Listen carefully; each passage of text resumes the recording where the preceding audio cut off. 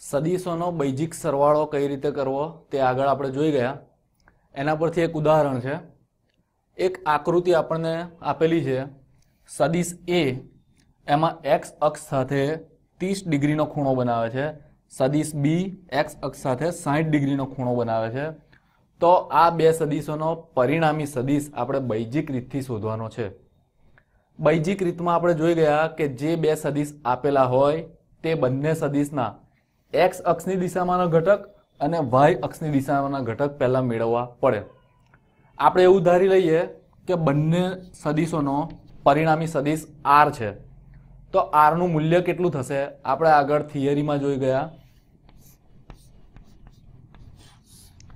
કે પરિણામી સદીશ આર એના બંને અક્ષ પરના ઘટકોના વર્ગના સરવાળાનું વર્ગમૂળ.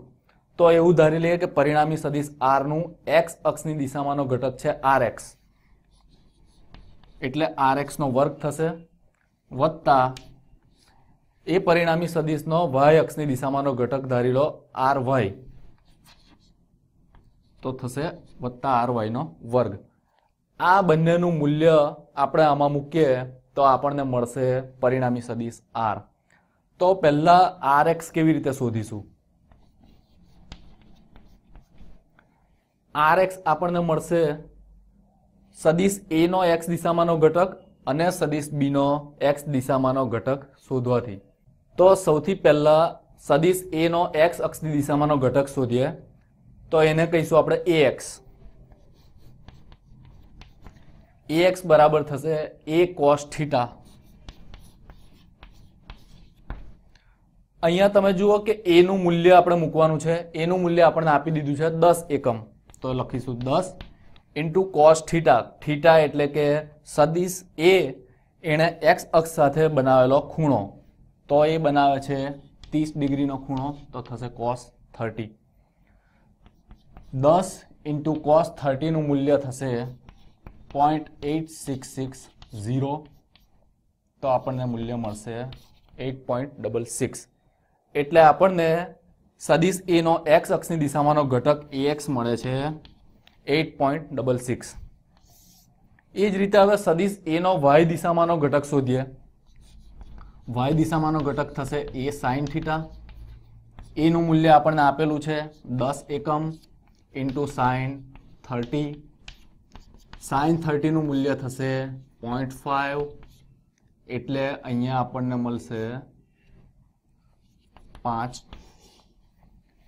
સદીશ એ નો વાય દિશામાંનો ઘટક થશે 5 એકમ. તો આપણને સદીશ એ ના એક્સ અને વાય અક્ષની દિશામાંના ઘટકો મળી ગયા. એ જ રીતે હવે સદીશ બી માટે એક્સ અને વાય દિશામાંના ઘટકો શોધીએ. સદીશ બી નો એક્સ અક્ષની દિશામાંનો ઘટક bx ધારી લઈએ. bx નું સૂત્ર થશે b cos થીટા. બી નું મૂલ્ય આપણે મૂકવું છે, આપણને આપી દીધેલું છે રકમમાં 8 એકમ, અને cos થીટા એટલે કે સદીશ બી એ એક્સ અક્ષ સાથે બનાવેલો ખૂણો. આકૃતિમાં દેખાય છે કે એક્સ અક્ષ સાથે સદીશ બી 60 ડિગ્રીનો ખૂણો બનાવે છે. તો અહીંયા થશે cos 60. cos 60 નું મૂલ્ય થશે 0.5. એટલે આપણને અહીંયા મળશે 4 એકમ. તો સદીશ બી નો એક્સ અક્ષની દિશામાંનો ઘટક આપણને મળે છે 4 એકમ. હવે સદીશ બી નો વાય અક્ષની દિશામાંનો ઘટક શોધવો છે. તો લખીશું by બરાબર b sin થીટા. તો સદીશ બી નો વાય દિશામાંનો ઘટક b sin થીટા.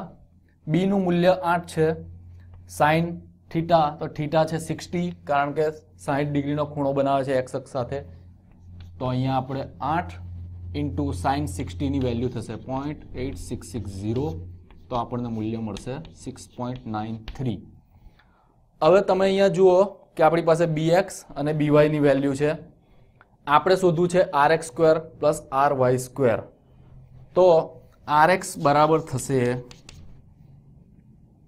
એવું ધારી લો કે પરિણામી સદીશ r બરાબર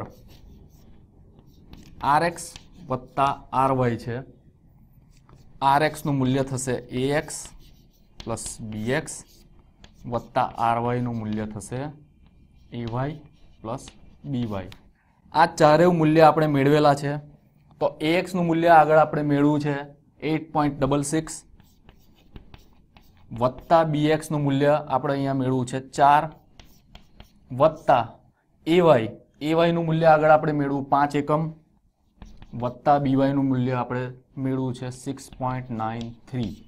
તો આ સરવાળો કરીએ અહીંયા આપણને મળશે 12.66 વત્તા 11.93.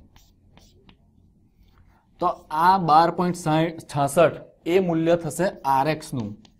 પરિણામી સદિશ r નો x દિશામાંનો ઘટક છે 12.66 અને પરિણામી સદિશ r નો y દિશામાંનો ઘટક છે 11.93 જે છે ry. rx અને ry ના મૂલ્ય આપણે મેળવા જે આપણે પરિણામી સદિશનું સૂત્ર છે √rx² + ry² એમાં મૂકીએ. rx² એટલે કે 12.66 નો વર્ગ વત્તા ry² એટલે કે 11.93 નો વર્ગ. આ મૂલ્ય આપણે મેળવીએ તો આપણને મળશે 17.4 એકમ. તો સદિશ a અને b નો બૈજિક સરવાળો કરતા આપણને તેનું મૂલ્ય મળે છે 17.4 એકમ. પરિણામી સદિશ r એનું મૂલ્ય આપણે મેળવું. હવે પરિણામી સદિશ r એ x અક્ષ સાથે કેટલો ખૂણો બનાવ્યો હશે તે શોધીએ. તો એના માટે સૂત્ર છે tan થીટા. tan થીટા બરાબર તેના બે દિશામાંના ઘટકોનો ગુણોત્તર. તો ry ભાગ્યા rx.